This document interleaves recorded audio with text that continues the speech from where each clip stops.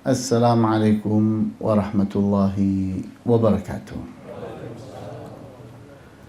Innal hamdalillah nahmaduhu wa nasta'inuhu wa nastaghfiruhu wa na'udzu billahi min shururi anfusina wa min sayyiati a'malina.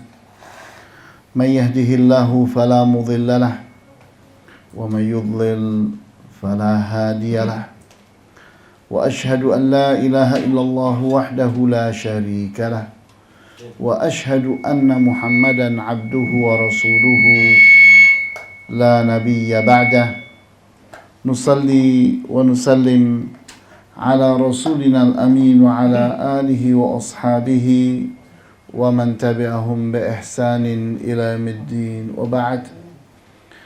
Para bapak, ibu, ikhwan, akhwat sekalian yang saya hormati, pada kesempatan siang hari ini insyaallah kita ingin membahas sebuah pembahasan tentang salah satu dari konsep akhlak as-salafus salih dalam membina diri di tengah-tengah keluarga, di mana kita melihat bahwa Islam itu adalah agama yang sempurna, di mana Rasulullah SAW telah berhasil membentuk sebuah masyarakat yang betul-betul masyarakat madani, di mana Rasulullah SAW bersama para sahabatnya telah berhasil mewujudkan Islam, melaksanakan konsep Al-Quran, konsep Al-Hadis dengan utuh, sehingga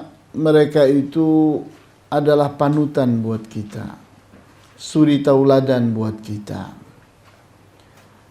Islam itu bukan cuma pandai dalam membuat konsep atau menghadirkan, menyajikan konsep, tapi Islam pun telah terbukti mampu mewujudkan konsep itu jadi realita, jadi kenyataan.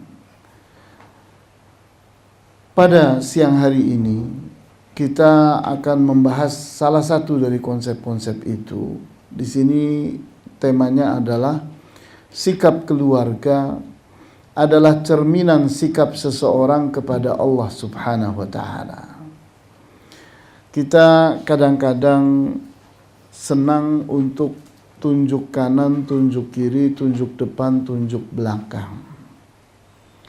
Allah dengan keadilannya memberikan kepada orang sebuah pengertian bahwa telunjukmu yang engkau arahkan ke depan itu satu, sementara yang engkau arahkan ke dirimu itu ada tiga.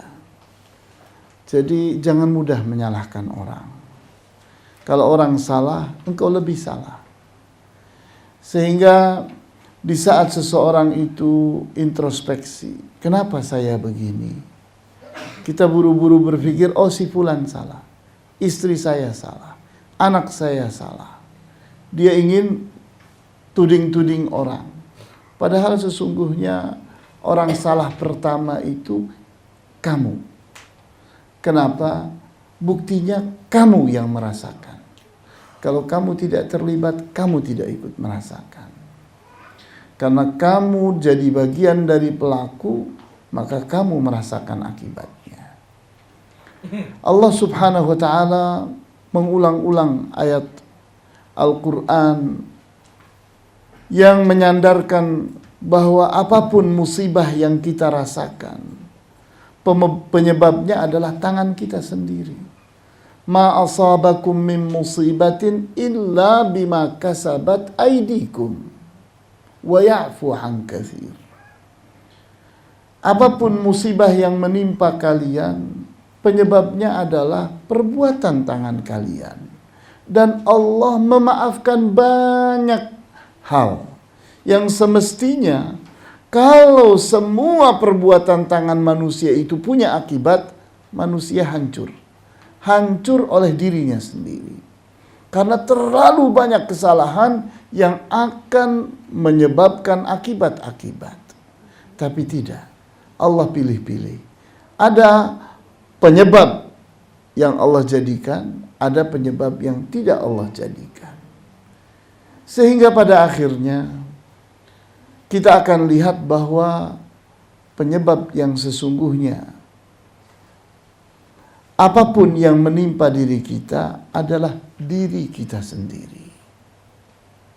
Kita lihat, di saat seseorang itu ingin menyalahkan istri, maka ingat, istrimu adalah cermin tentang siapa engkau. Di saat engkau adalah orang yang mencintai Allah, engkau akan dicintai oleh istrimu.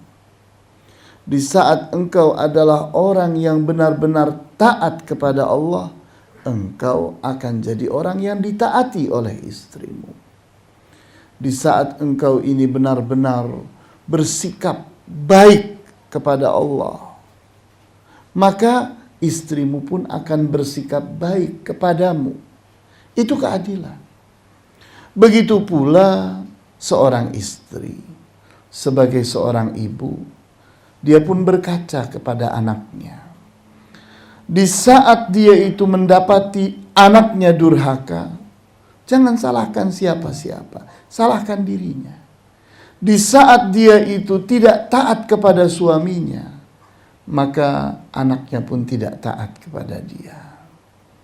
Di saat dia itu tidak mencintai suaminya, anaknya pun tidak akan mencintainya. Di saat dia itu ternyata tidak bersikap baik kepada suaminya, anaknya pun tidak akan bersikap baik kepada dia. Ini sebuah cermin. Sehingga seseorang itu jangan mudah-mudahnya menyalahkan orang. Sehingga judul atau tema pembahasan kita, sikap keluarga adalah cerminan sikap seseorang kepada Allah Subhanahu wa ta'ala. Kita perhatikan di surat An-Nur ayat 26. Al-khabithatu lil-khabithina wal-khabithuna lil-khabithati wat-tayyibatu lit-tayyibina wat-tayyibuna lit-tayyibat. Perempuan-perempuan yang buruk adalah jodoh buat lelaki yang buruk. Lelaki yang buruk adalah jodoh bagi perempuan yang buruk. Dan perempuan yang baik adalah jodoh buat lelaki yang baik. Dan lelaki yang baik adalah jodoh buat perempuan yang baik. Ini keadilan. Allah Subhanahu wa ta'ala tidak berbicara hanya satu arah, bahwa perempuan yang baik jodoh bagi lelaki yang baik, titik. Tidak, tapi Allah balik. Begitu pula lelaki yang baik akan jadi jodoh buat perempuan yang baik. Begitu pula yang buruk, dibolak dan dibalik. Kenapa? Supaya tidak saling menuding. Kita tidak bisa bilang, oh karena fulan, karena fulana. Tidak. Kamu adalah cermin suamimu. Kamu adalah cermin istrimu. Sama. Seimbang. Kita lihat Rasulullah sallallahu alaihi wasallam pada saat pulang dari perjalanan, beliau beristirahat di sebuah tempat. Kemudian Aisyah radhiyallahu anha turun dari sekedupnya, dari tenda kecil yang ada di atas onta. Terus turun, kemudian pergi ke tengah padang pasir. Kita tahu bahwa yang disebut dengan khala, tempat seseorang untuk buang hajat di tengah padang pasir, adalah tempat di mana seseorang sudah tidak bisa lagi melihat orang lain. Seseorang berjalan, terus dia menengok ke belakang. Masihkah dia bisa melihat orang lain? Kalau masih, maka masih. Teruslah jalan. Artinya apa? Artinya di saat engkau tidak bisa melihat orang, orang pun tidak bisa melihat engkau. Maka disitulah engkau buang hajat. sudah tidak lagi orang melihatmu. Jadi sudah seolah-olah ada dinding antara seseorang dengan orang lain. Maka Aisyah radhiyallahu anha buang hajat. Dia main-main dengan kalungnya. Ternyata kalungnya itu tertinggal di tempat beliau buang hajat. Kembalilah beliau. Setelah itu beliau pun naik ke atas sekeduk. Pemandu onta taunya bahwa Aisyah itu sudah naik dan masuk ke dalam sekeduk. Kemudian onta pun diberdirikan. Tapi ternyata Aisyah kehilangan kalungnya. Baru sadar. Dia pun turun dari ontanya. Dia pun pergi ke tempatnya buang hajat. Namun apa yang terjadi? Di saat si pemandu onta itu ditanya oleh Rasulullah SAW, sudahkah siap? Sudah, katanya. Kenapa? Pemandu tahunya Aisyah itu sudah naik ke atas onta, sudah masuk ke dalam sekeduk. Tapi ternyata belum. Aisyah betul sudah naik, tapi sudah turun kembali. Maka berangkatlah Rasulullah SAW bersama rombongannya menuju ke Madinah. Apa yang terjadi? Aisyah radhiyallahu anha selepas mengambil kalung yang tertinggal itu, kembali ke tempat rombongan itu, ternyata sudah habis. Semua sudah pergi. Sudah tidak ada di tempat itu. Maka tidak ada jalan keluar kecuali yakni mencari tempat beristirahat. Kenapa? Karena di padang pasir itu seseorang kalau tidak punya bekal yang cukup, jangan coba-coba berjalan. Sama dengan bunuh diri.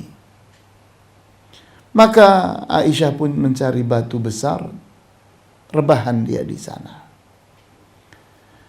Ternyata ada seorang pemuda dengan seekor onta yang dituntunnya.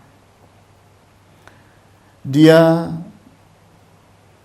adalah Sofwan, kawan Aisyah waktu masih bersama-sama di Mekah. Sesampainya Sofwan di tempat dia melihat semestinya rombongan itu tadi ada di sana, karena Sofwan kehilangan onta, maka dikejarnya onta itu dan didapatnya. Sekarang dia sudah kembali, namun rombongan sudah tidak ada. Dia pun tengok kanan, tengok kiri, dilihatnya ada seorang perempuan tertidur di atas batu.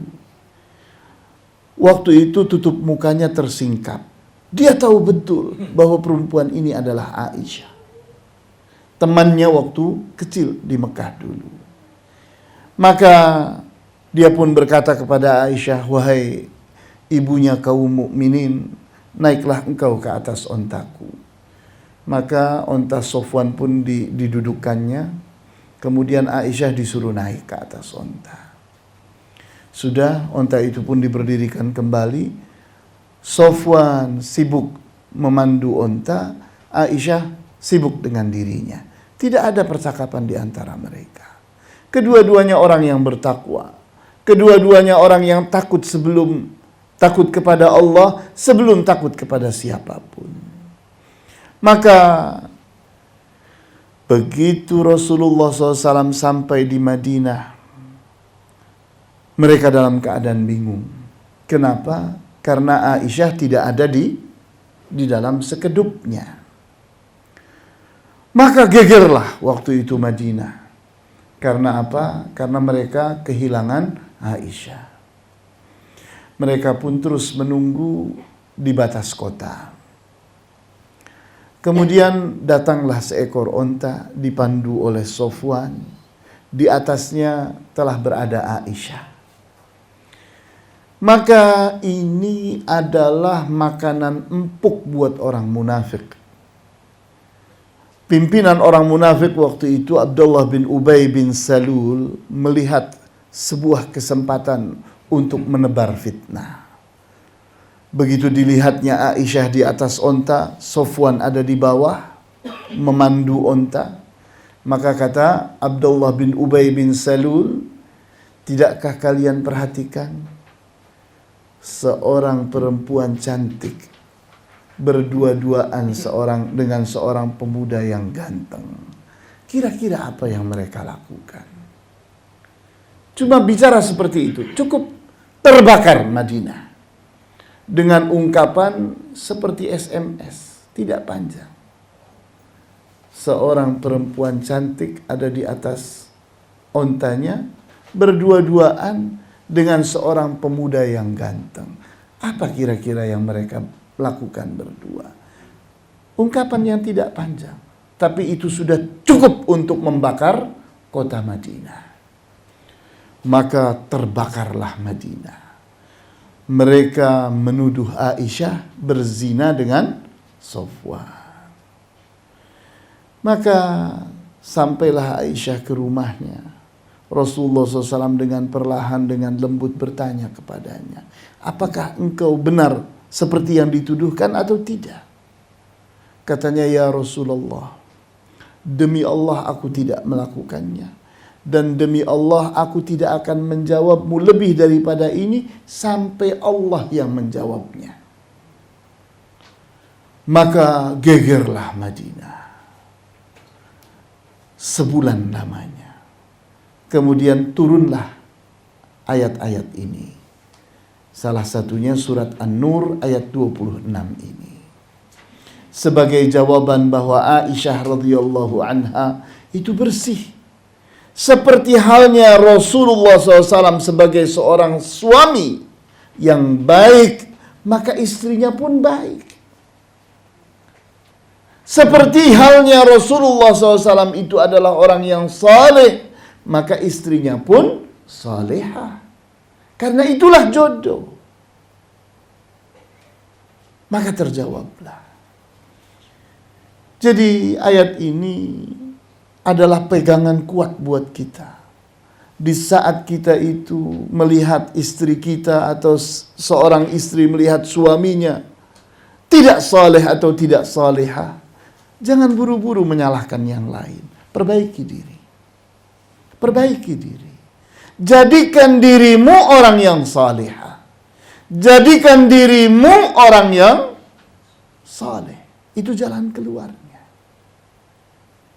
Di saat engkau menjadi saleh dan salehah, pasanganmu akan seperti engkau.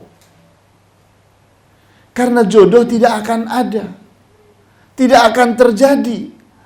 Pada orang yang berbeda tidak akan. Tidak akan Allah menjadikan jodoh seorang saleh dengan orang yang tidak salehah. Tidak pula seorang perempuan yang salehah dapat jodoh orang yang tidak saleh. Kemudian setelah kita mengerti surat An-Nur ayat 26,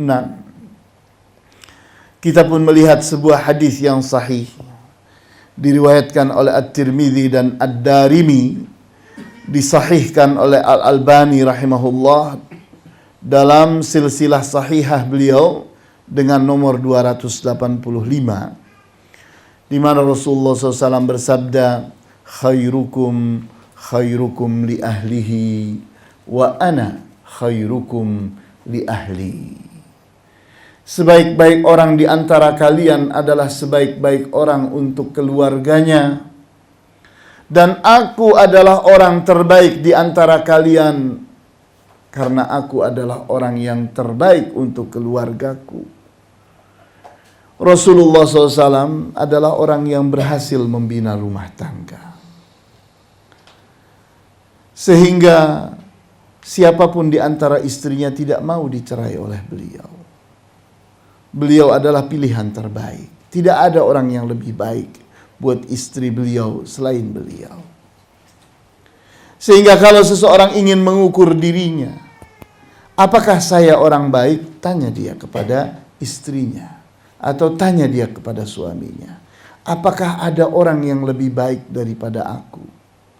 Kalau dijawab tidak ada, engkau orang terbaik di dunia ini, maka terjawablah sudah.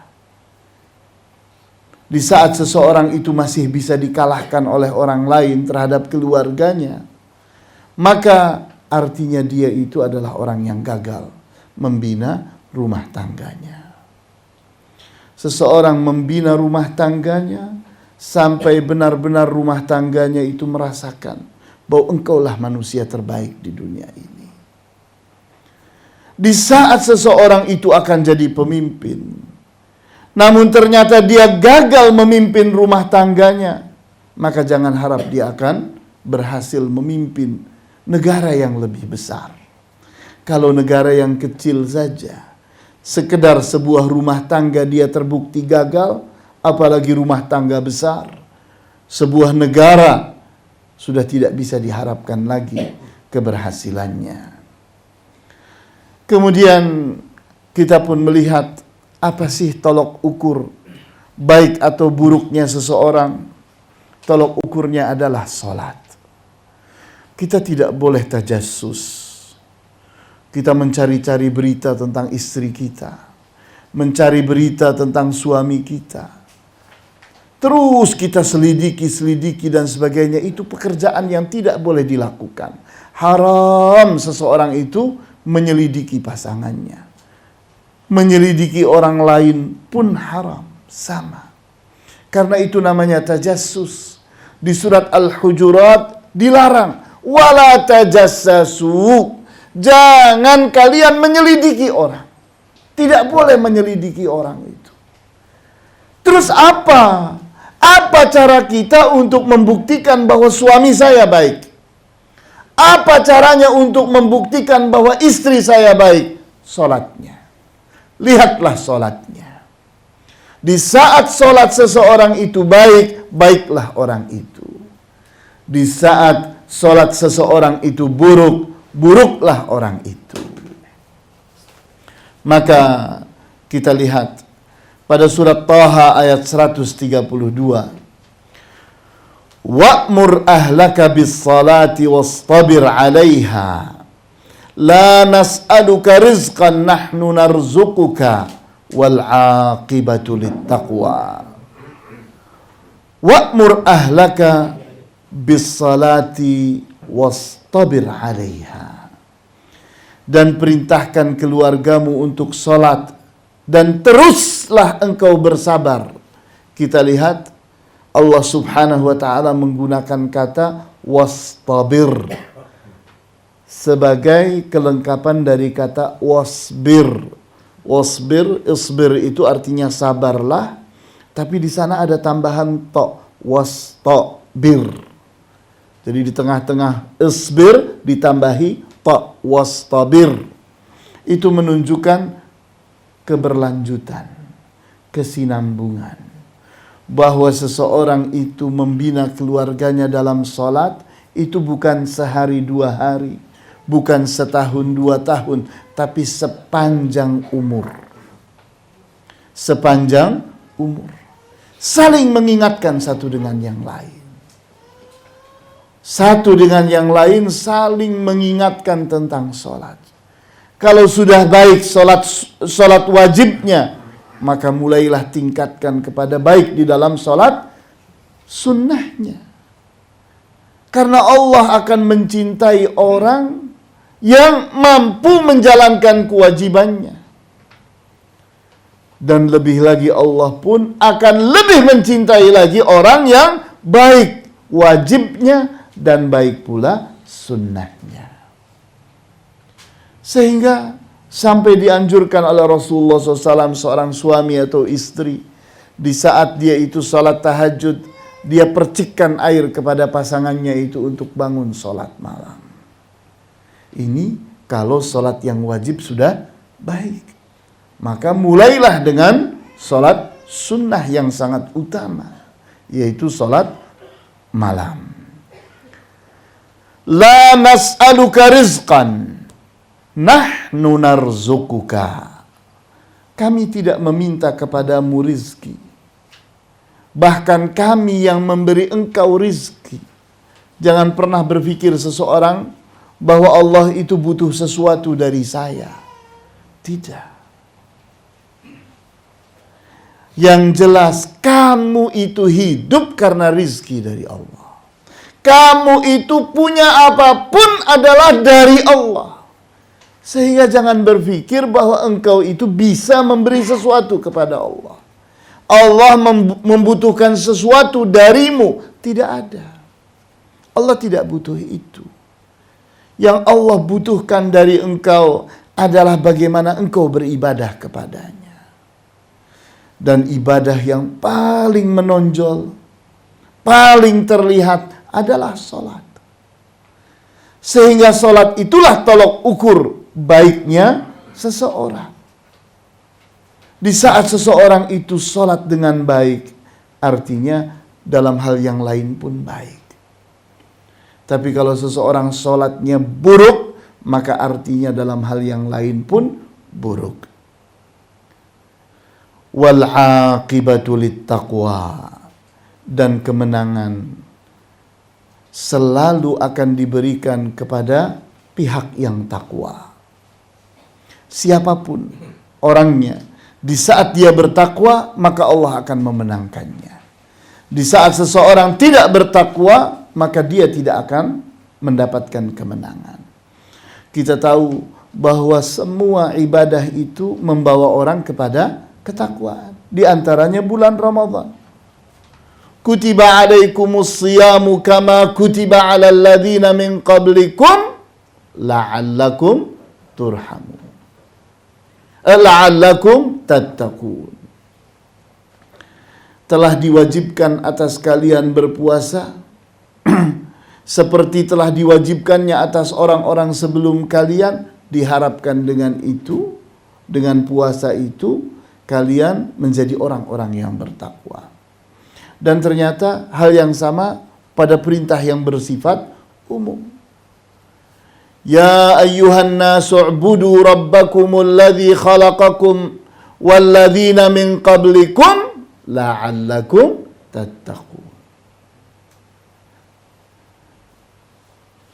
Wahai para manusia, sesungguhnya Allah lah yang menciptakan kalian dan menciptakan orang-orang sebelum kalian. Diharapkan dengan beribadah itu kalian menjadi orang-orang yang bertakwa.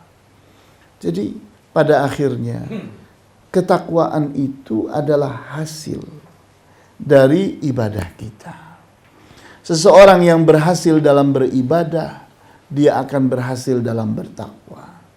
Di saat dia itu gagal dalam beribadah, dia tidak akan berhasil dalam bertakwa. Kemudian kita lihat bahwa keluarga itu adalah amanah yang Allah pikulkan kepada kita.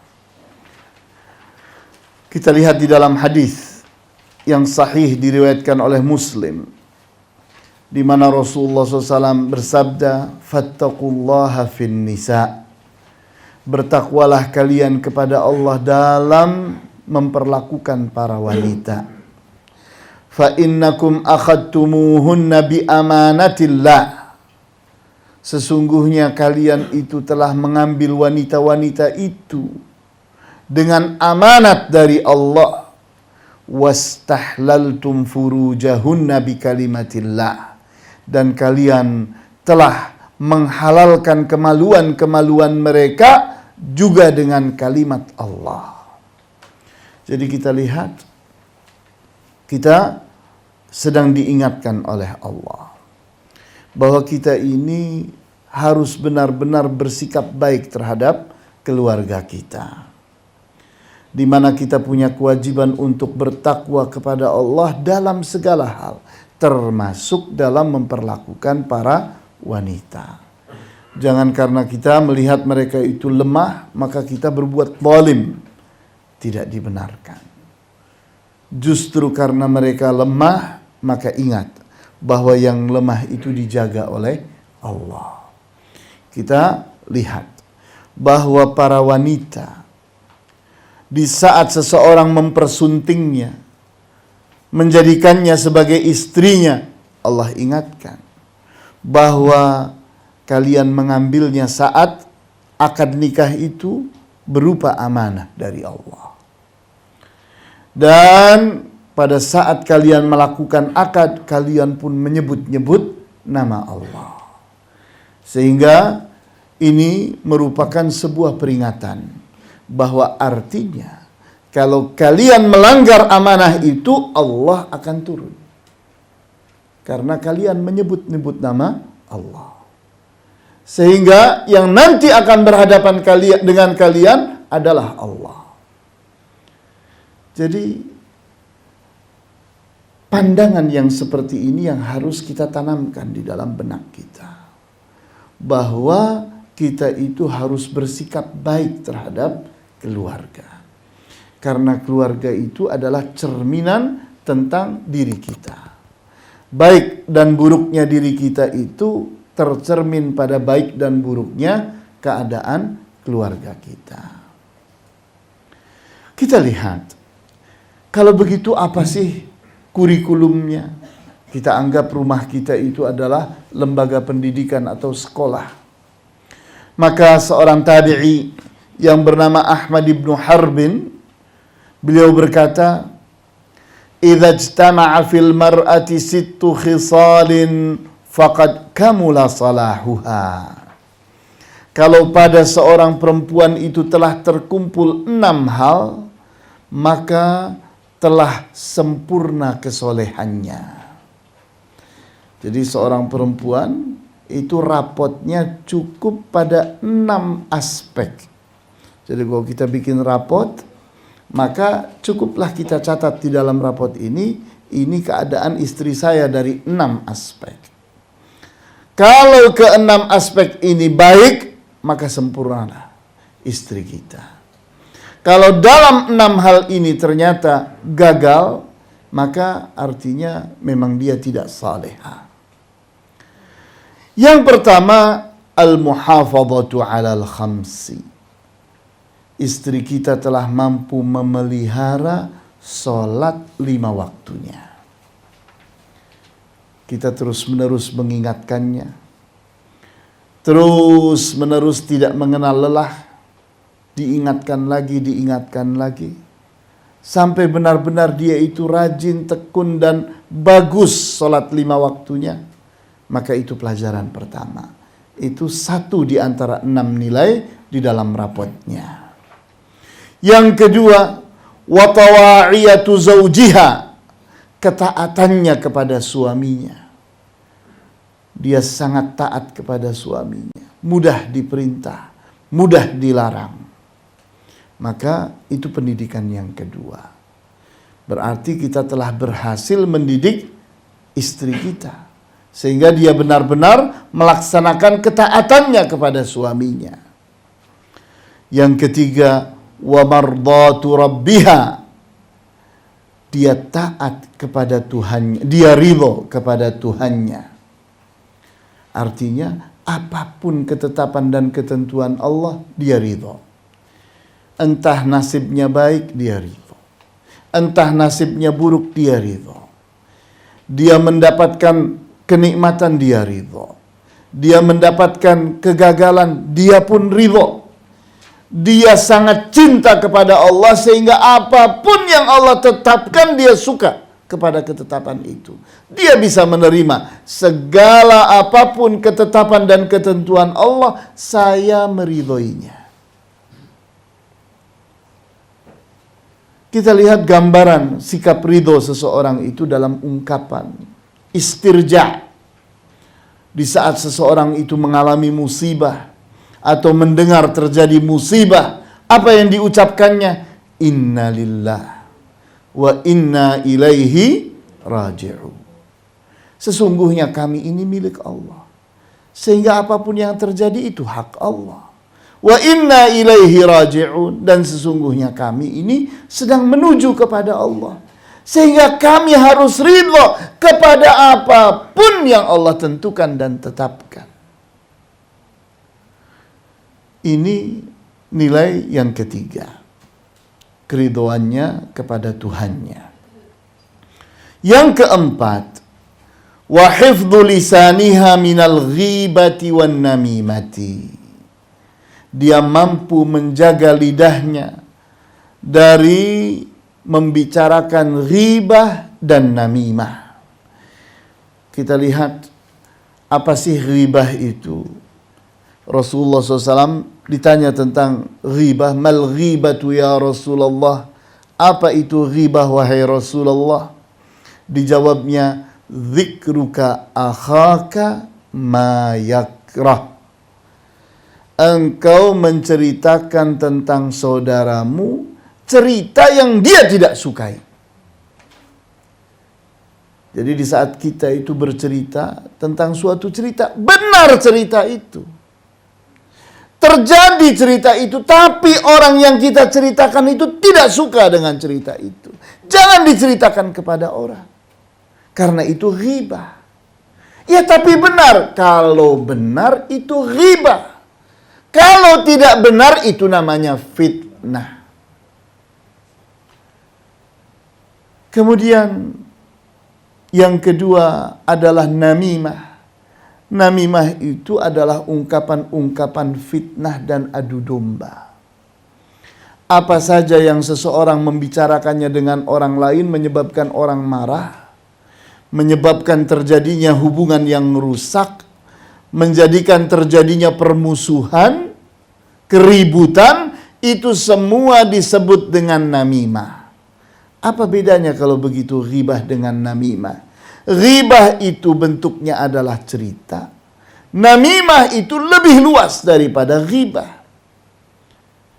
Sehingga ghibah dan namimah itu bedanya sangat jelas. Bahwa ghibah itu wujudnya selalu dalam bentuk cerita. Kita menceritakan orang, itu ghibah.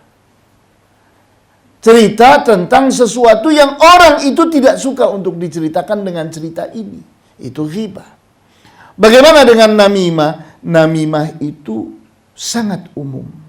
Bisa berbentuk berita, bisa berbentuk cerita, bisa berbentuk pernyataan, bisa berbentuk banyak hal yang ujungnya adalah kerusakan, keributan, kehancuran, putusnya hubungan, peperangan, dan sebagainya. Semua itu disebut dengan namimah. Seringkali namimah itu disebut dengan fitnah. Karena namimah itu selalu berujung kepada fitnah. Ini memang sulit. Kenapa? Karena perempuan itu sangat suka dengan cerita. Sangat suka dengan cerita. Apalagi pada saat ini informasi sangat lengkap. Gadget begitu lengkap. Setiap saat Grace memberikan berita-berita, informasi-informasi yang membuat orang setiap hari dalam keadaan bersikap ghibah dan namimah. Dan perempuan cocok dengan itu. Nah, ini pekerjaan berat memang. Pekerjaan berat. Pendidikan yang terberat seorang suami kepada istrinya adalah ini. Apalagi kalau si suaminya juga doyan. Doyan ghibah dan namimah. Ya jodoh. Jadi ini pendidikan yang sangat penting sekali. Karena kata Al-Imam Syafi'i, orang yang suka memberitakan orang kepadamu, dia itu suka memberitakanmu kepada orang. Jadi kita itu jangan melihat kalau ada seseorang itu bawa cerita kepada kita, orang baik, itu orang buruk. Dia hari ini bawa cerita orang kepada kita. Artinya sekarang ini dia lagi kulakan. Lagi belanja dari kita. Cerita dan berita. Sehingga di saat kita ungkapkan cerita dan berita akan sampai kepada siapapun. Jadi kata Al-Imam Syafi'i, man namma ilaika namma alaika. Siapa yang namimah terhadap kepadamu, dia akan namimah atasmu. Jika ada orang bawa cerita dan berita kepada kita, ingat bahwa kamu pun harus siap untuk diceritakan dan diberitakan oleh dia kemanapun. Jadi bukan orang baik orang yang suka dongeng itu. Kemudian yang kelima, wa zuhduha fi mata'id dunya. Bersikap zuhud dalam perhiasan dunia. Apa sih sikap zuhud itu? Zuhud itu berasal dari kata zahida yazhadu zuhdan, yang artinya qallala yuqallilu taqlilan, menganggap kecil. Orang yang zuhud kepada dunia artinya orang yang menganggap dunia kecil. Kalau seseorang membesar-besarkan dunia, dia telah mencelakakan dirinya. Seperti di dalam hadis yang diriwayatkan oleh Al-Baihaqi, Rasulullah SAW bersabda, hubbud dunya ra'su kulli khati'atin. Cinta kepada dunia adalah pangkal dari semua kesalahan. Jadi kalau kita ingin melihat kesalahan kita, dari mana berawal? Dari sikapmu. Sikapmu cinta kepada dunia. Kita ambil contoh. Kenapa sih saya kok sulit khusyuk di dalam sholat? Tanya, kamu cinta nggak sama dunia? Cinta, ya itulah yang kamu kenang saat sholat. Kalau kamu tidak cinta kepada dunia, tidak akan terkenang-kenang dunia itu. Sehingga kalau seseorang itu ingin terbebas dari kesalahan dan dosa, mulailah dengan sikap tidak mencintai dunia. Ustaz, terus bagaimana dengan dunia ini? Bukankah dunia ini diciptakan untuk kita? Ya, benar. Itu ungkapan yang benar. Wa ja'alna lakum ma fil ardi jami'a. Dan Allah ciptakan seluruh yang ada di bumi ini untuk kalian seluruhnya. Maka pahami itu. Bukan kita untuk dunia, tapi dunia untuk kita. Kenapa kita harus mencintai dunia? Toh dunia itu punya kita. Sehingga dunialah yang harus tunduk kepada kita, bukan kita yang harus tunduk kepada dunia. Kita yang harus menguasai dunia, bukan dunia yang menguasai kita. Kita yang harus memiliki dunia, bukan dunia yang memiliki kita. Kita yang harus memperalat dunia, bukan dunia yang memperalat kita. Ini yang tidak boleh dibalik. Karena awal kesalahan kita ini ternyata mencintai dunia. Salah. Dunia ini keperluanmu. Dunia ini kebutuhanmu. Jangan engkau besarkan. Injak dunia ini. Kenapa dunia itu di bawah kaki kita? Karena untuk diinjak-injak. Jangan dicintai. Diinjak dunia ini. Sehingga manfaatkan dunia ini. Untuk sebesar-besar manfaat bagi dirimu. Bagaimana engkau dengan dunia ini seluruhnya bisa berbahagia di akhirat. Itu yang harus terjadi.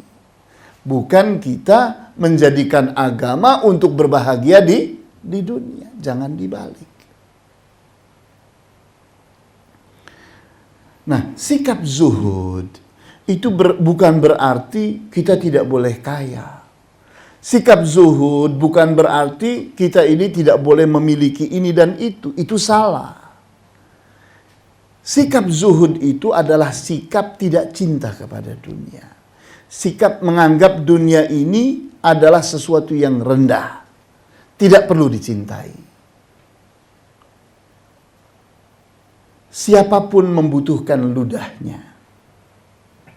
Siapapun membutuhkan ludahnya. Tapi adakah seseorang yang menyesal setelah ludahnya itu jatuh ke tanah? Ada? Pernahkah kita melihat ada seseorang menyesali kenapa ludahnya kok jatuh ke tanah? Maka dunia itu seperti ludahmu. Engkau memerlukannya, engkau membutuhkannya, tapi engkau tidak mencintainya. Ini yang harus kita pasang sebagai mindset kita. sebagai paradigma kita. Kalau kita benar dalam memperlakukan dunia, kita bisa benar dalam segala hal. Tapi awal dari kesalahan itu adalah kita mencintai dunia.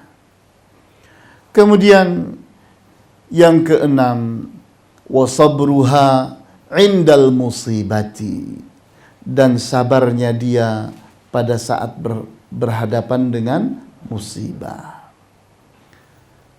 Kita lihat di saat seseorang itu tidak mencintai dunia, betul-betul akan siap berhadapan dengan apapun yang terjadi.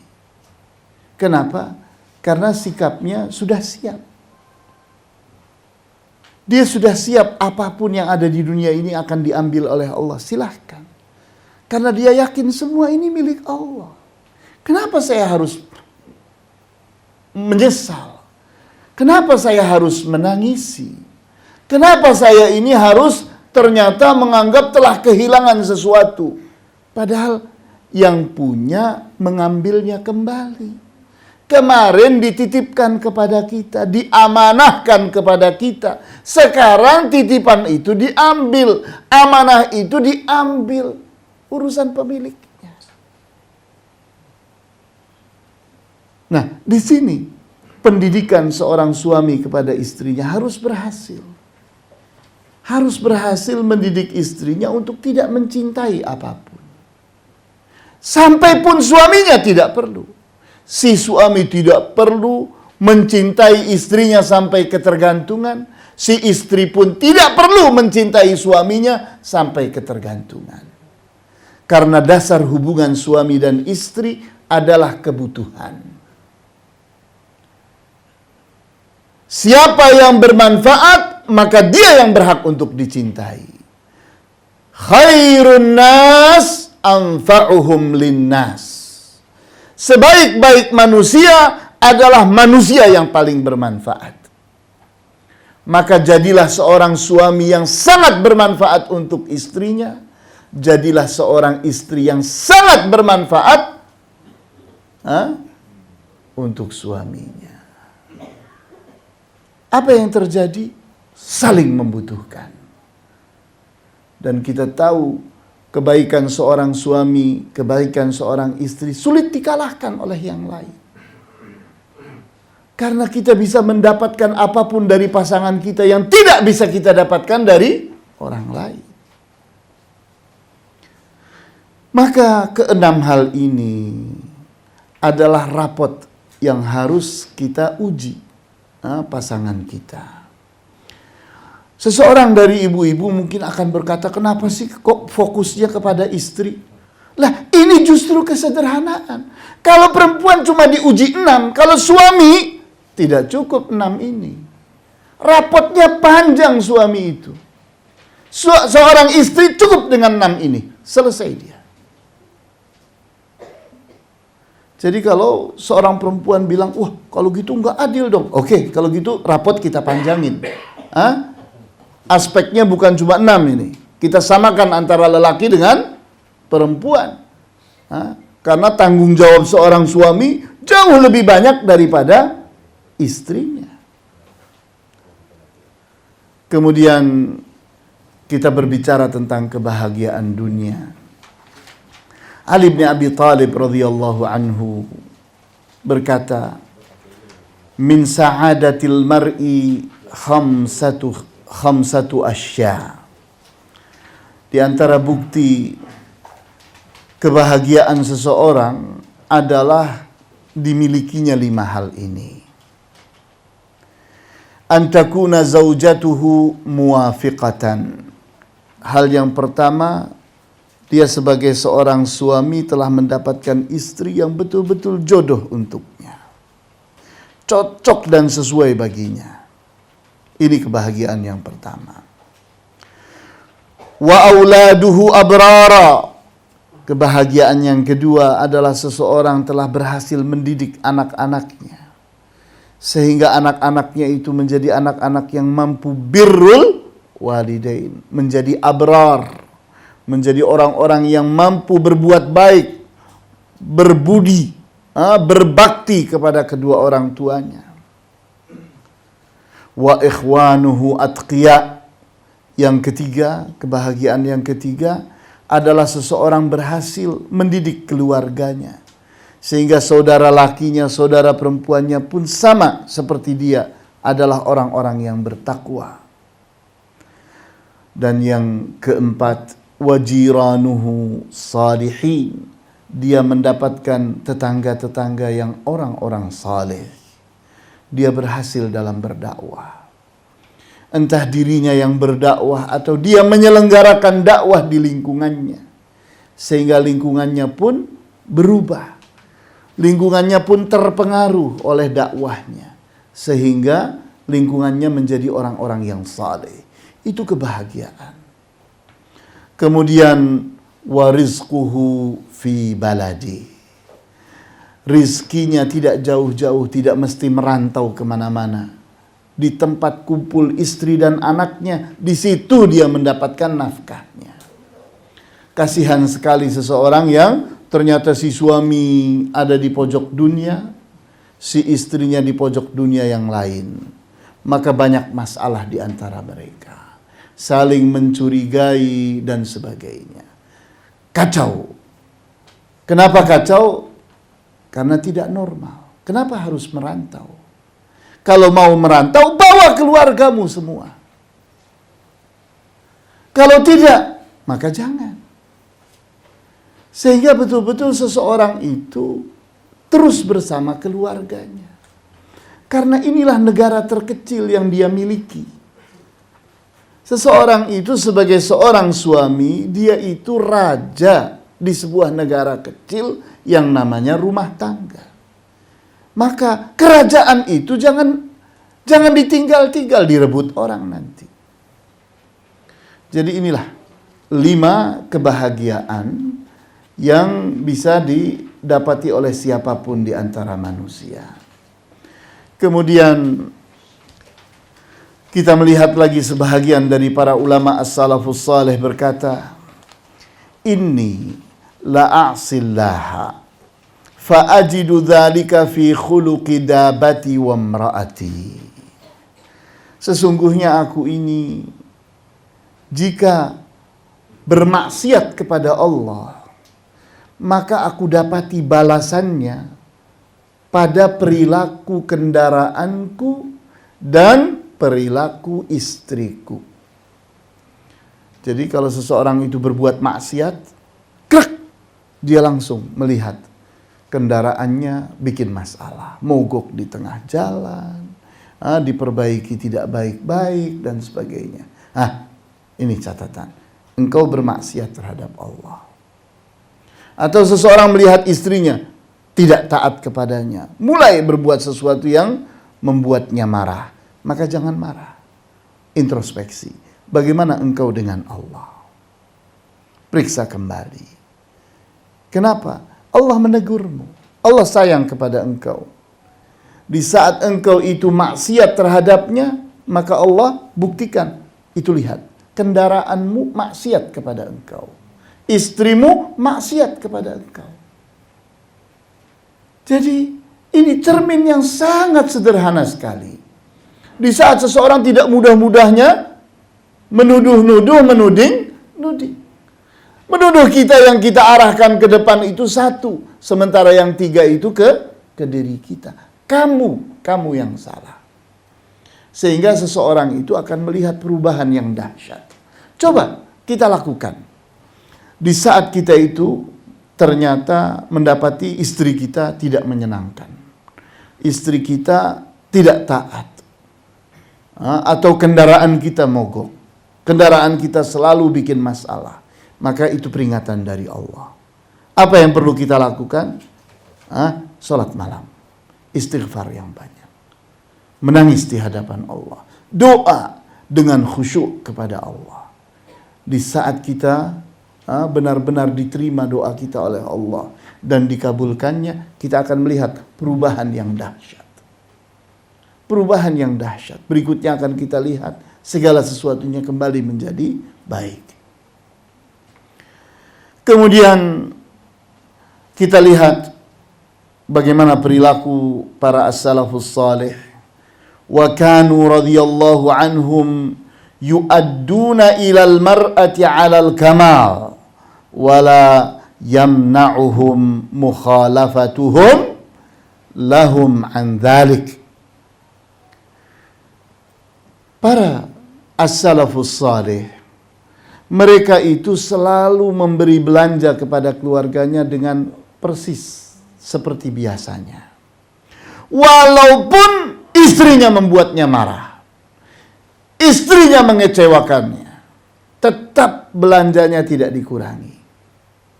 Kenapa? Karena dia melihatnya dengan cara yang berbeda dengan kita. Kalau kita bersikap emosional, sehingga begitu istri kita mengecewakan, belanjanya kita potong. Itu salah. Itu salah. Kita jangan buru-buru menyalahkan istri kita. Kita lihat diri kita kepada Allah. Bagaimana hubungan saya dengan Allah? Di saat kita perbaiki hubungan kita kepada Allah, kita bertaubat, kita memperbaiki diri, kita terus menjadi orang yang saleh, kita akan lihat pada istri kita, dia berubah menjadi salihah pula. Jadi kita lihat bahwa apa yang kita terapkan sebagai tema kita pada siang hari ini, bahwa sikap keluarga adalah cerminan sikap seseorang kepada Allah. Ini adalah sebuah konsep yang mungkin tidak ada di agama yang lain. Kita lihat inilah yang ada. Dan inilah cara para sahabat radhiyallahu anhum membina keluarga mereka. Inilah cara-cara para tabi'in dan tabi'it tabi'in membina keluarga mereka. Dan kita pun di saat ingin mendapatkan rumah tangga kita berbahagia, maka ini konsepnya. Begitu pula di saat seseorang itu melihat bagaimana hubungan dia dengan Allah, maka lihatlah keadaan keluarganya. Karena keadaan keluarganya itu cerminan hubungan antara dia dengan Allah. Barangkali ini yang bisa disampaikan pada kesempatan siang hari ini. Wallahu ta'ala a'lamu bis-shawab. Walhamdulillahi rabbil alamin. Wa sallallahu ala asyrafil anbiya'i wal mursalin. Wa ala alihi wa ashabihi ajma'in. Baik Ustaz, sangat baik isi daripada ceramah dari Ustaz. Mungkin misalkan ada pertanyaan, silakan dari bapak-bapak atau ibu sekalian. Sebelumnya mungkin saya sedikit ada bertanya bisa. Ya, silakan. Terkait dengan apa yang telah dijelaskan oleh Ustaz tadi, memang saya melihat bahwa intinya adalah kalau kita melihat dari suatu umat, kita harus melihat daripada satu keluarga ya Ustaz ya. Seandainya dalam suatu keluarga itu berhasil, berarti kita bisa memastikan bahwa ini akan keberhasilan dalam suatu negara. Nah kemudian yang saya tanyakan adalah kaitannya dengan pemimpin. Pertanyaannya adalah yang disebut dengan pemimpin dalam agama Islam itu seperti apa? Karena kaitannya belum tentu kita menjadi seorang pemimpin misalkan dalam suatu kantor ataupun itu belum tentu berhasil dalam suatu pemimpin dalam agama Islam. Oke, itu yang pertama. Kemudian yang kedua adalah Ustaz, tadi saya sangat tertarik dengan masalah yang sikap keluarga adalah cermin diri ya Ustaz ya. Cermin diri. Jadi berdasarkan ulama salaf dikatakan bahwa kalau kita melakukan maksiat itu akan terlihat bagaimana perilaku daripada istri kita terhadap kita sendiri. Itu sangat menarik sekali. Nah, yang pertanyaan saya adalah bagaimana dengan misalkan istri melakukan maksiat, apakah itu sama juga terbalik terhadap suami? Yang kedua, kemudian mungkin itu dulu Ustaz yang bisa saya tanyakan. Mungkin dari bapak-bapak atau ibu yang bertanya silakan. Ya, kita lihat berbicara tentang kepemimpinan di dalam Islam, di mana di dalam Islam seperti Rasulullah SAW katakan, Sayyidun nasi khadimuhum. Pemimpin orang-orang itu adalah pembantu mereka. Jadi di dalam Islam, seorang pemimpin itu adalah seorang pembantu. Bukan seperti yang dipahami oleh kebanyakan orang, kalau seseorang sudah diusung menjadi pemimpin maka diraja-raja. Semua orang berbakti untuk dia. Ini terbalik, itu bertentangan dengan konsep Islam. Dalam konsep Islam, bahwa seseorang itu di saat ditunjuk jadi pemimpin, maka dialah menjadi orang yang paling repot. Dia paling sibuk. Dia selalu sedih bersama kesedihan orang yang dipimpinnya. Dia selalu sibuk dengan apa-apa yang merepotkan orang-orang yang dipimpinnya. Bukan jadi pemimpin lantas bisa enak-enakan, tidak. Karena gambaran seorang pemimpin itu adalah gambaran tentang kepedulian. Dia itu begitu ditunjuk jadi pemimpin, dia harus punya kepedulian yang besar. Bukan cuma kepada dirinya, tapi seluruh orang yang dipimpinnya. Kita lihat bagaimana Umar ibn Khattab selalu berusaha untuk memeriksa keadaan rakyatnya secara teliti. Kenapa? Dia tidak boleh melihat ada rakyatnya yang terzalimi atau yang ternyata hidup dalam kesusahan, kesulitan di negara yang dipimpinnya. Nah, ini satu catatan penting. Berikutnya, di saat kita berbicara tentang rumah tangga sebagai tolok ukur dari keberhasilan seseorang, di mana di saat seseorang itu ingin melihat bahwa dirinya adalah seorang pemimpin atau bukan, maka dia meneliti dirinya dari keluarganya sendiri. Jadi tingkat keberhasilan seseorang itu miniaturnya adalah rumah tangganya. Dia berhasil di rumah tangganya, maka dia bisa diharapkan untuk berhasil di lingkungan yang lebih besar. Tapi di saat dia gagal di rumah tangganya, dia sulit diharapkan akan berhasil di lingkungan yang lebih besar lagi. Kemudian berikutnya, di saat seseorang itu membicarakan tentang keadaan umat, bahwa ternyata pemimpin yang diharapkan oleh kita adalah pemimpin yang saleh, maka kita harus bertanya, bagaimana keadaan rakyatnya? Di saat rakyatnya bukan orang soleh, jangan mengharapkan pemimpin yang soleh. Karena seperti halnya kita tidak ingin dilelahkan oleh orang, maka kayak apa lelahnya seorang soleh harus memimpin orang yang tidak soleh. Pekerjaan berat. Bertolak belakang sejauh-jauhnya. Sehingga yang harus dimengerti bahwa lahirnya seorang pemimpin itu dari keadaan rakyatnya. Bagaimana keadaan rakyatnya? Maka dari mereka lah lahir pemimpin. Kemudian berikutnya lagi, di saat seseorang itu berbuat maksiat, dia melihat pada istrinya akibatnya. Dia maksiat kepada Allah, maka istrinya bermaksiat terhadap dia. Nah, bagaimana kalau ternyata yang bermaksiat terhadap Allah adalah istrinya? Itu sudah terbahas oleh kita di saat kita membaca surat An-Nur ayat 26 tadi. Jadi keadaan istri kita adalah keadaan kita. Kita akan bilang, tidak, istri saya tidak sholat, saya sholat.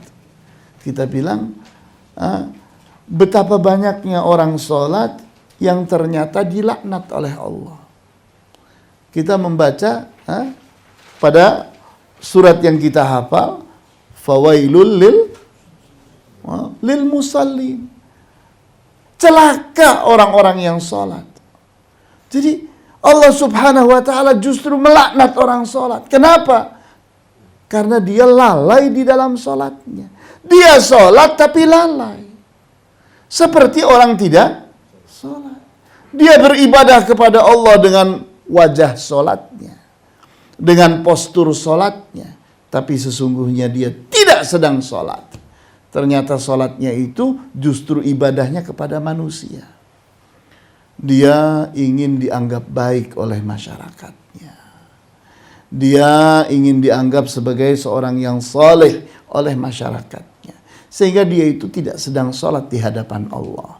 Tapi sesungguhnya dia itu sedang sholat di hadapan manusia. Karena tujuan sholatnya adalah manusia. Dan kita tidak perlu tertipu dengan pemandangan-pemandangan itu. Karena di zaman ini kita melihat kemunafikan itulah yang terbanyak. Itulah yang terbanyak. Sulit mencari orang yang soleh di zaman yang seperti ini. Sehingga kebanyakan orang sedang bersandiwara. Nah, oleh karena itu, pada akhirnya di saat seseorang mendapati istrinya ternyata maksiat kepada Allah, hal pertama yang harus dia lakukan adalah apa? Dia memperbaiki dirinya. Dia terus memperbaiki dirinya. Jadikan dirinya benar-benar saleh. Kalau memang istrinya adalah jodohnya, istrinya pun akan berubah. Kalau ternyata istrinya tidak berubah, ceraikan. Karena itu bukan jodoh. Kalau kita sudah ada pada posisi ternyata baik, ternyata saleh, ternyata taat kepada Allah, tidak maksiat kepada Allah, dan kita telah uji diri kita, maka kita lihat, kalau ternyata tidak ada perbaikan pada istri kita, kita cerai dia. Karena apa? Karena itu bukan jodoh. Begitu. Wallahu a'lam.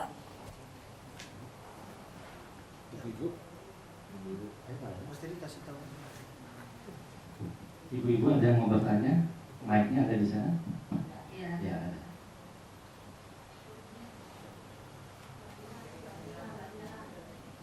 Ada yang mau bertanya, Ustaz? Yang saya mau tanyakan, ini kaitannya dengan berpergian ke luar kota, di mana wanita ini safar ini kan sangat dibatasi ya Ustaz ya.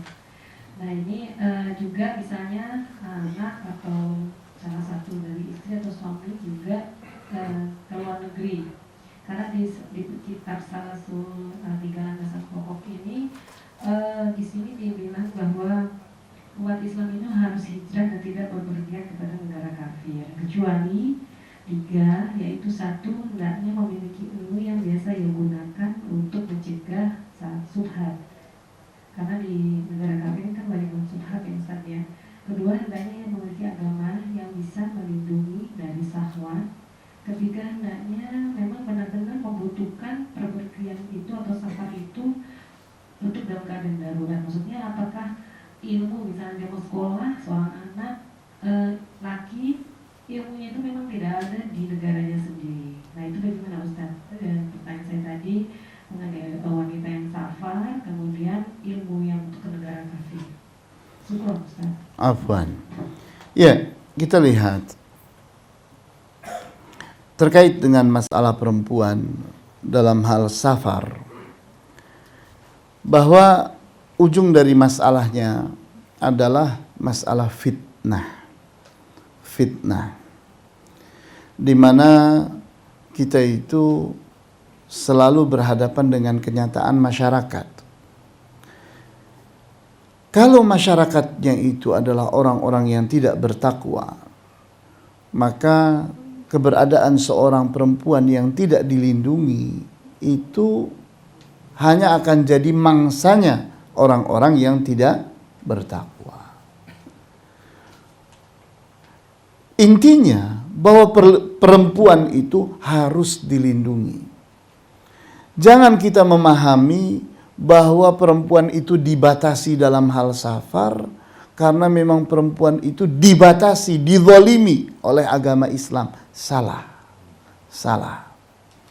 Islam itu benar-benar menjaga perempuan. Di saat kita itu menghormati sebuah berlian yang mahal, harganya bisa jutaan dolar, maka kita pun harus meletakkannya di tempat yang aman, yang benar-benar melindunginya. Jadi seorang perempuan itu di saat dia dilindungi dengan berbagai macam aturan, itu bukan berarti dia itu sedang dipersulit, bukan. Tapi dia itu sedang dilindungi. Kenapa? Karena dia itu terancam. terancam, terutama di hadapan orang-orang yang tidak bertakwa. Kita lihat, di saat semua orang sudah bertakwa, maka tentu saja perempuan tidak akan seperti itu keadaannya. Di mana kita lihat bahwa seorang perempuan di zaman ini apalagi, kita lihat diangkut saja diperkosa orang. Na'udzubillah. Oleh karena itu adanya aturan perempuan saat safar dia harus disertai dengan mahram. Tujuannya adalah keamanan bagi perempuan itu sendiri. Itu yang harus dipahami dengan baik. Kemudian yang kedua, terkait dengan seseorang yang akan pergi menuntut ilmu ke negeri kafir. Kita lihat, di saat seseorang itu akan berangkat, duduk berlama-lama di suatu tempat dengan alasan untuk menuntut ilmu, maka kita harus melihat kesiapan orang itu. Apakah dia berada di sana untuk beradaptasi dan menyesuaikan diri dengan lingkungan yang ada di sana, yang akibatnya sampai pun kepada akidahnya pun dia harus lepaskan. Ibadahnya harus dia lepaskan. Akhlak Islamnya harus dia lepaskan. Kenapa? Karena dia berada di suatu tempat, orang di sana tidak sama dengan akidah itu. Tidak sama dengan ibadah itu, tidak sama dengan akhlak itu. Maka artinya dia harus mengorbankan akidahnya, ibadahnya, akhlaknya. Alangkah buruknya nasib seseorang. Adakah sesuatu yang lebih berharga daripada agama seseorang? Kita tahu bahwa agama itu adalah jaminan seseorang masuk ke dalam surga. Jaminan akan kebahagiaan seseorang di dunia dan di akhirat. Seseorang kehilangan dunia tapi masih bisa berbahagia, maka dia tidak kehilangan apa-apa. Seseorang kehilangan uang 1 miliar sekalipun, namun ternyata dapat ganti dari Allah berupa kebahagiaan di dunia dan di akhirat, seperti orang tidak kehilangan 1 miliar. Tapi kalau seseorang kehilangan agamanya, sehingga dia tidak bisa berbahagia di dunia dan di akhirat, dia kehilangan semuanya. Oleh karena itu di sini harus dicamkan dengan baik. Apakah siap seseorang itu untuk larut di sebuah negara dengan lingkungan yang sama sekali tidak Islami? Nah, oleh karena itu kita perhatikan kesiapan orang yang akan berangkat ini. Kita lihat bagaimana diakah yang akan berubah seperti mereka, atau dia akan bertahan, atau bahkan sebaliknya orang yang akan berubah menjadi seperti dia. Ternyata dia mampu berdakwah di sana. Nah, kalau itu yang terjadi, seseorang tidak akan berubah atau bahkan orang akan didakwahi oleh dia, berangkatlah engkau. Pergilah engkau berada di negeri kafir sekalipun. Tapi kalau yang terjadi niatnya engkau ingin mendapatkan ilmu, tapi yang terjadi engkau kehilangan semuanya, kehilangan agamamu, jangan engkau lakukan itu.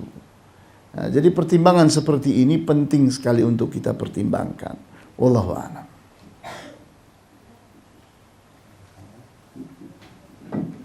Assalamualaikum Ustaz. Assalam. Saya mau bertanya, dalam keadaan sehari-hari atau yang kita dapati di dalam kehidupan ini, itu ada kalanya orang tua, ayah dan ibunya itu subhanallah takwanya menurut penglihatan kita itu sudah cukup baik. Tapi kenapa kadang-kadang ada anak yang tidak seperti orang tuanya? Ini kesalahannya ada di mana Ustaz? Atau bagaimana memperbaikinya? Karena orang tuanya menurut penglihatan mungkin sudah setara ustadz atau ustazah gitu. Terima kasih. Assalamualaikum warahmatullahi wabarakatuh. Assalamualaikum warahmatullahi wabarakatuh. Ya, kita tahu bahwa pendidikan itu adalah pembiasaan dan pembiaran. Pendidikan itu adalah pembiasaan dan pembiaran. Ini harus dipahami. Di mana di saat kita mendidik, ini ada nilai kebaikan yang harus ditanamkan kepada anak kita. Maka kita pun membiasakan mereka dengan perbuatan ini. Sampai jadi kebiasaan baiknya. Ini namanya pembiasaan. Sebaliknya, ada sebuah perbuatan buruk dilakukan oleh anak kita, maka kita tidak boleh melakukan pembiaran. Karena pembiaran itu adalah pembiasaan negatif. Kita membiarkan anak kita dalam kebiasaan buruk. Misalnya anak kita merokok. Kita biarkan lama-lama jadi kebiasaan. Nah, inilah pendidikan. Di mana pendidikan itu adalah pembiasaan dan pembiaran. Kita kadang-kadang inginnya menyalahkan anak di saat anak buruk. Padahal penyebab anak itu buruk adalah kita. Kita semenjak kecil, dia dalam keadaan siap untuk menjadi seorang muslim yang saleh. Siap menjadi muslimah yang salehah. Sangat suci bayi yang lahir di tengah keluarga kita itu. Tapi berikutnya setelah sekian belas tahun, setelah sekian puluh tahun, anak itu sesuai dengan model kita dalam hal mendidik, jadilah dia. Dari kecil dibiarkan dia itu pakai you can see, pakai rok mini. Setelah besar kita paksa pakai jilbab, berontak dia. Kenapa? Karena sesungguhnya orang tua itu mendidik anaknya dalam 3 hal. Orang tua itu mendidik anaknya dalam 3 hal. Yang pertama gaya hidup, yang kedua karakter, yang ketiga mentalitas. Itu pendidikan orang tua. Yang pertama adalah gaya hidup, di mana pilihan orang tua adalah pilihan anak. Di saat orang tuanya bangga kepada barat, maka anaknya dibentuk memiliki gaya hidupnya orang barat. Siapa yang membentuknya? Orang tuanya. Dari mana? Dari pilihannya. Orang tuanya itu selalu memilih gaya itu. Selalu bergaya dengan gaya itu. Dan selalu memuji gaya itu. Terbentuklah gaya hidup pada anak. Itu yang pertama. Yang kedua adalah karakter. Apa sih karakter itu? Karakter itu adalah sifat dasar pada seseorang. Kejujuran, amanah, keadilan, kepemimpinan, tanggung jawab. Itu adalah karakter. Yang membentuknya siapa? Orang tua. Kalau dari kecil anak itu sudah diajari bohong, anak itu akan menjadi pembohong. Kalau dari kecil anak itu diajari akal-akalan, dia akan jadi penipu. Kita akan bilang, mana ada Ustadz orang tua yang mengajari bohong? Banyak. Banyak. Contohnya, seorang ibu berkata kepada anaknya yang masih kecil, "Nah, nanti kalau ada tamu datang mencari ibu, bilang ibu tidak ada." Dia pun pergi bersembunyi di dalam kamar. Karena dia takut ditagih misalnya. Nah, begitu tamu itu datang, tok tok tok, dibukakan pintu. "Nak, mana ibumu?" Kata ibu, "Ibu tidak ada." Ini kan dengan kepolosan dia menjawab bahwa dia itu sedang diajari bohong oleh ibunya.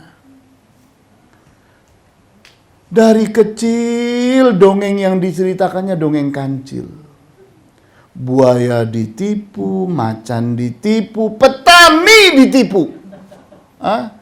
Dan itu kebanggaan orang tua buat meninabobokan anaknya. tertanam betul. Sehingga pada saat dewasa dia jadi penipu besar, jadi koruptor besar. Polisi bisa ditipu, hakim bisa ditipu, kepala kantor bisa ditipu, manajemen bisa ditipu, semua bisa ditipu. Kenapa? Karena ini yang ditanamkan oleh orang tua. Karakter yang buruk. Kemudian yang ketiga adalah mentalitas. Mentalitas itu adalah gambaran tentang ketahanan jiwa. Orang menyebut ini mental baja, ini mental tempe. Di mana di saat seseorang itu dibina oleh orang tuanya untuk tangguh berhadapan dengan situasi kayak apapun, kita bilang ini luar biasa mental anak ini. Dari kecil sudah kelihatan. Kenapa? Karena itu ditanamkan oleh orang tua. Begitu pula di saat seseorang, begitu ada tamu, masuk, ada tamu, masuk. Anak disuruh masuk saat ada tamu. Kenapa? Kita lihat tamu itu dianggap seperti hantu yang menakutkan. Habis itu apa yang terjadi? Minder anak itu kalau melihat orang asing. Seseorang punya sikap feodal di dalam keluarganya, di saat ternyata dia itu menganggap orang asing itu hantu. Padahal kalau seorang ayah dan ibu melihat ada tamu, ambil anaknya, kenalkan kepada tamu. Biasakan dia bersosialisasi diri. Sehingga orang tua itu betul-betul menyiapkan mental anak untuk siap berhadapan dengan siapapun. Siap naik ke atas mimbar, siap memimpin rapat, siap bermusyawarah, siap untuk berhadapan dengan kondisi dan situasi apapun. Ini mental itu harus disiapkan. Nah, jadi 3 hal inilah yang dilakukan oleh orang tua kepada anaknya. Gaya hidup, kemudian apa? Karakter, kemudian mentalitas. Nah, kita lihat walaupun ustadzah, kalau ternyata salah dalam mendidik, ya dia harus mengalami hasilnya. Tidak peduli ustadz harus anaknya ustadz lagi. Ustadzah anaknya harus ustadzah lagi. Tidak ada keharusan itu. Yang namanya anak itu dihasilkan oleh pendidikan. Bagaimana pendidikan itu? Itulah yang akan membentuk seorang anak. Wallahu a'lam.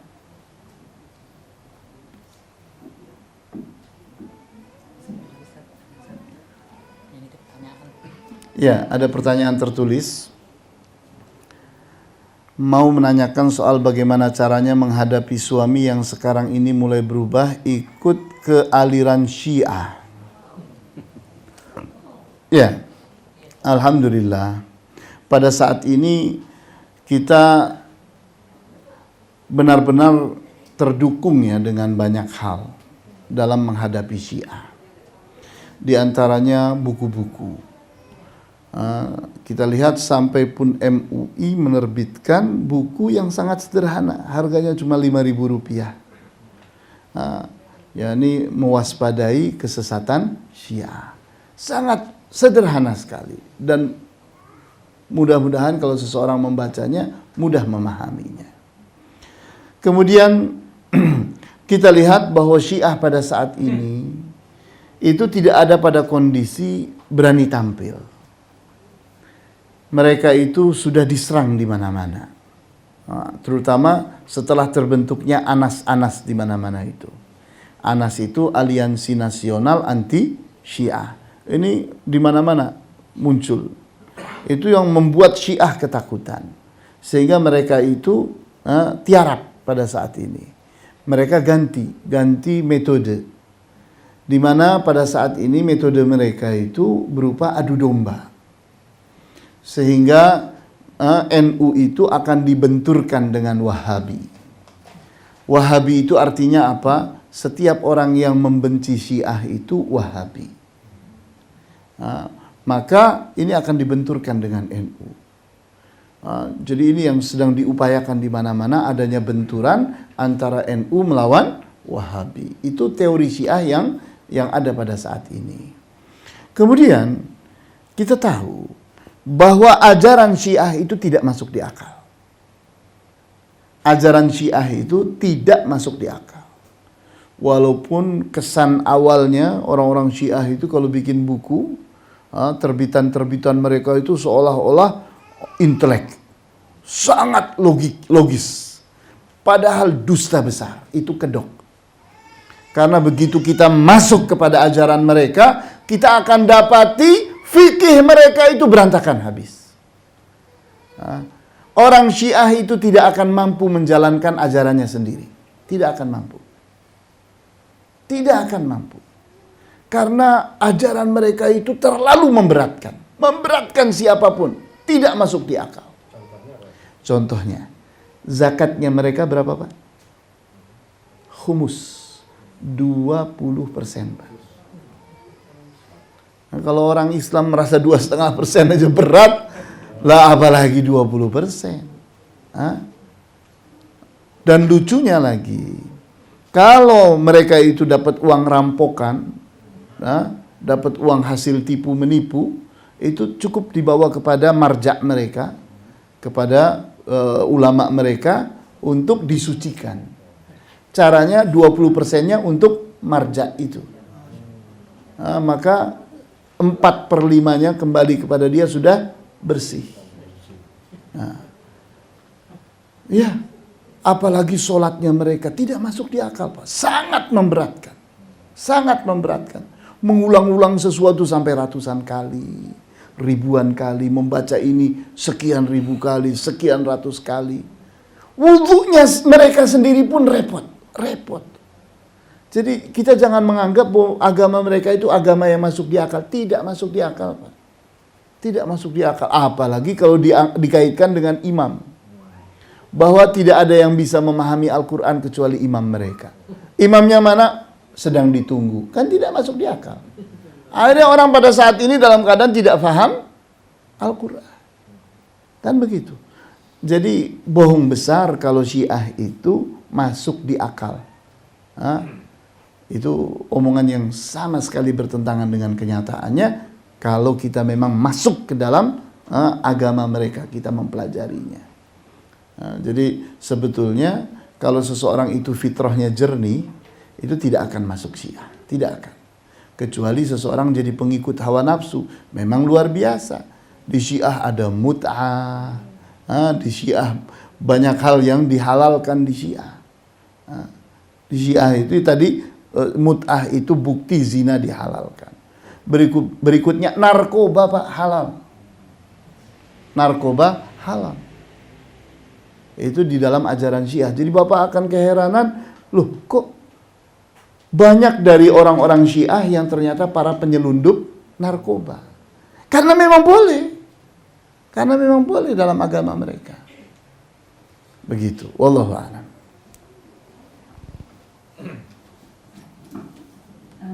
Pertanyaannya diterusin, Ustaz, bagaimana dengan suaminya kecenderungan manusia diapain sama istrinya, Ustaz? Dibimbing gitu apa gitu? Ya. Kita tidak perlu ketawa. Memang suami istri itu harus saling membimbing, ya. Harus saling membimbing. Karena yang tahu kelemahan suami adalah istri. Yang tahu kelemahan istri adalah suami. Jangan kita sok-sokan kalau yang membimbing suami membimbing istri. Seolah-olah istri tidak membimbing suami. Salah sama sekali. Apalagi pada saat suami terbukti sedang lemah-lemahnya. Suami sedang dalam keadaan putus asa, dalam keadaan stres, dalam keadaan yakni depresi. Istrinya lebih kuat dari suaminya. Dalam kondisi ini siapa pembimbing? Istri. Jadi tetap saja dalam kondisi seperti ini seorang istri harus membimbing suaminya. Membimbing itu tidak harus dengan cara perintah, tapi dengan cara diskusi, dibuka pemikirannya, dibangkitkan kembali fitrahnya, diingatkan, disadarkan. dibuktikan dan sebagainya. Ini adalah cara di mana kita itu ingin membimbing suami. Begitu. Wallahu a'lam.